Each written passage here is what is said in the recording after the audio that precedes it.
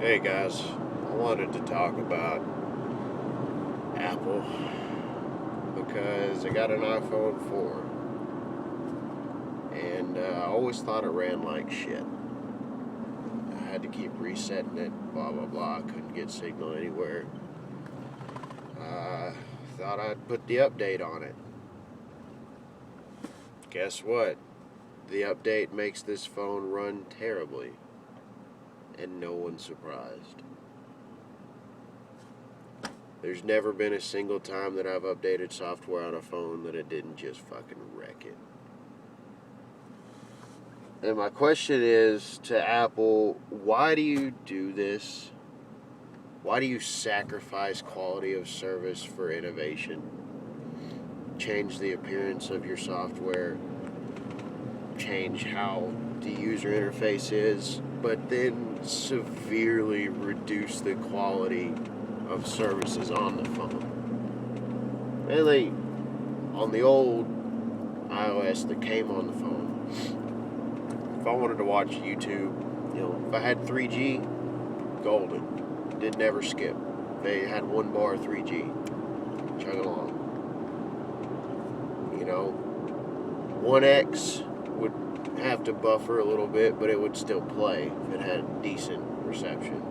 Yeah, I updated YouTube hoping it would make it faster. Of course, now my good video speed at 1 bar 3G is, it takes full bars of 3G to get real good speed. Now, with the new iOS and the latest version of YouTube on my phone, full bars of 3G, the most service I can have, like the best signal that is achievable on this phone, and the videos are shutting down. The videos are saying your streaming signal is too poor to whatever. That message that pops up. Unable to stream this video. Try again. Tap to try again. I got full 3G. I don't have 4G on this phone. I can't get any better. Why is that not enough to stream the video when before I could stream on 1X? Why does the phone drop so many more calls now? Before, same thing. 3G, didn't have to worry about dropping a call. 1X, it would drop them occasionally. Now I'll have full bars of 3G, and the shit breaks up. Just, call failures. And I think it's Apple's way of forcing me to buy an iPhone 5. That's really what it is. It's planned obsolescence, but it's not just planned obsolescence, it's like forced obsolescence.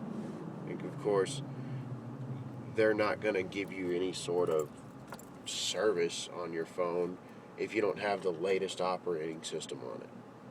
So when you take the 4S, which I'm assuming doesn't have the computing power to run the latest iOS efficiently, and you make people put that iOS on there to receive any sort of assistance with their phone, you basically, eventually this phone, in short order, will crap out on me. It's not going to be able to take the new iOS, and I'm eventually going to be forced to upgrade and get a 5. So it's the same with computers a lot. Planned obsolescence. Every single operating system that they come along, it never works. Never, ever. There's never a release of an operating system that is, wow, this is so much better. It's so much faster. Everything's so much smoother. It's like a bunch of new features that I don't know anybody that likes, and a bunch of bugs, and a bunch of patches to resolve all the fucking problems. Like, why don't you just find something that people can live with, that works well, fulfills all their needs, and perfect it. Get it fast, get it smooth, get it reliable. You don't do that. You sacrifice sacrifice your quality of service for innovation. And some idiots want that shit. I don't know why. But some people would rather see a new thing that works crappy than an old thing that works well. How much money do you need to make, Apple? Microsoft? Google? How much is enough? Why is it a constant onslaught of continually, increasingly shitty services that are, the changes are motivated by you making more money? Holy shit, there's some guy way up at the top that makes as much money in a year as probably 50% of his employees below it put combined. You know, just fucking greed. Start focusing on providing good products at a reasonable price instead of just profit. It's a profit-driven world. It's 100%. If we can make 1 penny more a day, we will fuck over a lot of people to do it. It's disgusting. This is why I recently took a trip to, I think it was Red Oak, south of Dallas, and went to the SWFA distribution warehouse. You know, they have a showroom. And SWFA is probably going to be the only scopes that I buy for the rest of my life. I bought 2 used scopes online. One of them had a small chip in the lens. And even though I told them that I bought it secondhand, they replaced it free of charge. Gave me a brand new scope. No questions. Just had me sign a sheet of paper saying that that's where that scope went, so it would be tracked in their inventory. You know, I could have walked out of there for free, but every employee there was friendly. They talked to me about what I like to shoot, what I'm doing with my shooting. They had a great selection of firearms in there. They had a huge selection of ammo. And the thing is, an SWFA scope is extremely high quality. If you want an equivalent scope, you know, I've got the fixed power 10x42. It's $300 in the showroom. If you want a scope that's better than that, you're going to have to spend about $700. And I asked him why, because they had variable power scopes there. And I asked him, are those front focal plane? He says, yeah. HD glass, front focal plane, variable power scopes for $700. Super high quality turrets, exact tracking, nitrogen filled, waterproof, shockproof, 50 caliber, you know, impact approved, high definition glass. How do you put that out for $700? I said, how do y'all keep the prices so low? He said, well, we don't load it up with a bunch of gimmicks. Here's the box. Plain white box. If you go buy a Loophole or a Redfield or something, they got, you know, painting all over the box. Same box, same cardboard.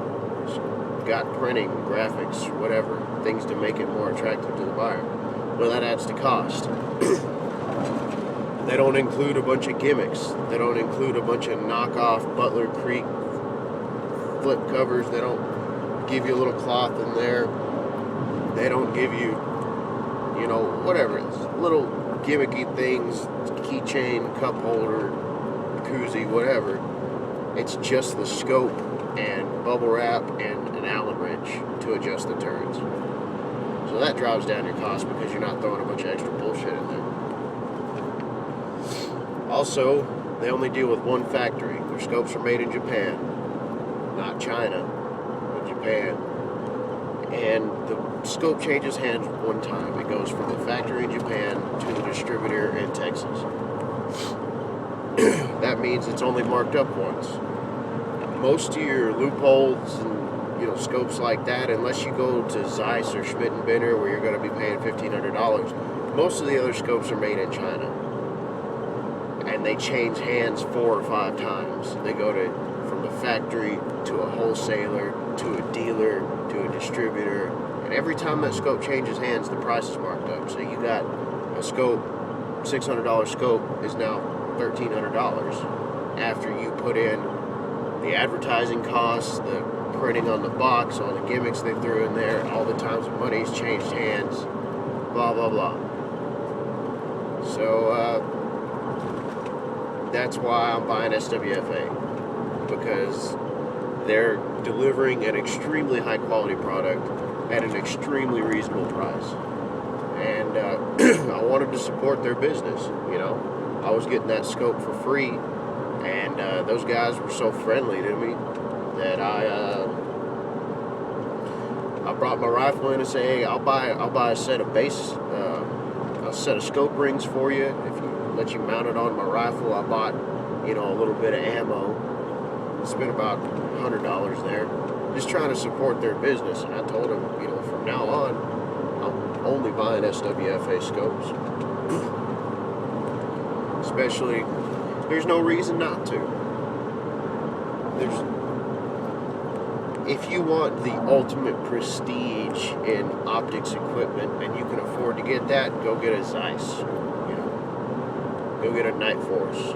But most bang for your buck, I'm spending $800 on a front focal plane, high definition glass, SWFA Superstock. It's just, you cannot find that quality of craftsmanship in another brand for less than double the price. So that's my experience. If anybody out there is looking for a scope, SWFA, haven't found a single thing wrong with the company, the people, the equipment. It all performs flawlessly. Lifetime warranty, which is another thing that a lot of other manufacturers don't do, even though you pay $1,500 for a scope.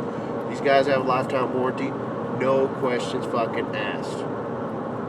If you have a problem, they send you a brand new scope. Can't argue with that. So, this kind of went off the rails, but I'm excited that I found a company that I believe in and support. They just so happen to make rifle scopes, but also, if anybody has a reason that they can explain to me why these updates on phones just constantly reduce the quality of your service, let me know. I'd be really interested to hear. But it appears that way to me. Every time you update, something gets worse. You know, they say it has bug fixes, but it creates more bugs in the process that are worse than the bugs it fixes. Thanks for tuning in, y'all.